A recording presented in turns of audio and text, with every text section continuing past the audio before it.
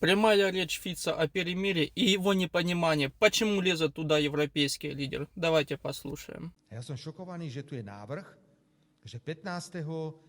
mája sa môžu stretnúť Rusi a Ukrajinci v Istambule na priamých rokovaniach, kde môžu prísť konkrétne výsledky.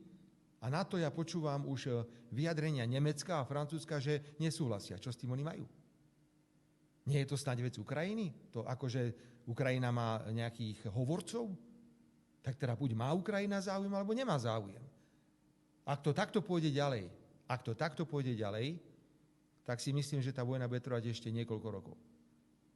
Ak sa nezačnú rešpektovať elementárne veci, tak to bude trvať ešte niekoľko rokov.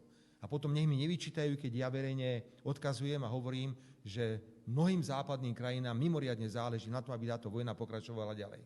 Prečo preboha nesúhlasia s návrhom na priame rokovania 15. mája v Istambule? Tomuto prestávam rozumieť.